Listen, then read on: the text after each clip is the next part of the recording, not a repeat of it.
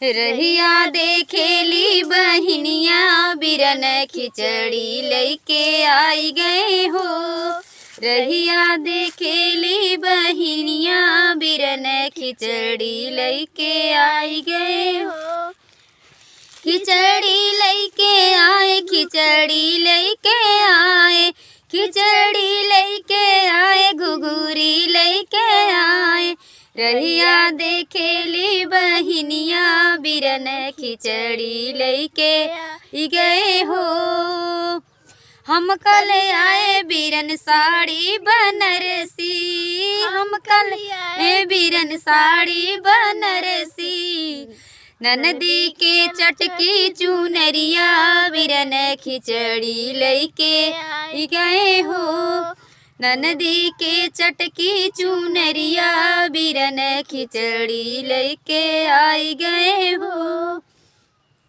रहिया देखेली बहिनिया बिरन खिचड़ी लैके आई गए हो। हम कल आए बिरन हरी हरी चूड़ी, हम कल आए बिरन हरी हरी चूड़ी। सासू के साड़ी कलकतिया बिरन खिचड़ी लैके आई गए हो। सासू के साड़ी कलकतिया बिरन घुघुरी लैके आई गए हो। रहिया देखेली बहिनिया बिरन खिचड़ी लैके आई गए हो। खिचड़ी लैके आए, घुघुरी लैके आए, खिचड़ी लैके आए, घुघुरी लैके आए। रहिया देखेली बहिनिया बिरन खिचड़ी लैके आई गए हो। बोरा भरी भरी गेहूँ चाउर लाए, बोरा भरी गेहूँ चाउर लाए। गट्टा लाई मिठैया बिरन खिचड़ी लैके आई गए हो। गट्टा लाई मिठैया बिरन खिचड़ी लैके आई गए हो। रहिया देखेली बहिनिया बिरन खिचड़ी लैके आई गए हो।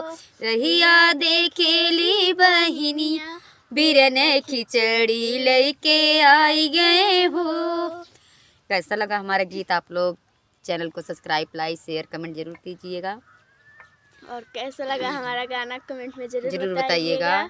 तो ज़रूर से ज़रूर हमारा सपोर्ट कीजिएगा आप लोग भैया। बहुत ही सुंदर सुंदर गीत और बहुत ही मेहनत के साथ हम लोग गाते हैं। प्लीज़ हमारा मेहनत भी सफल हो जाए आप सबकी कृपा से, आप सबके आशीर्वाद से। तो आप लोग प्लीज़ सभी दर्शकों को हमारा जब भी ये गाना जाएगा आप सबके चैनल पे, आप सबके बीच में, हमारे चैनल के माध्यम से आप सभी को happy Makar Sankranti, happy Makar Sankranti, happy खिचड़ी।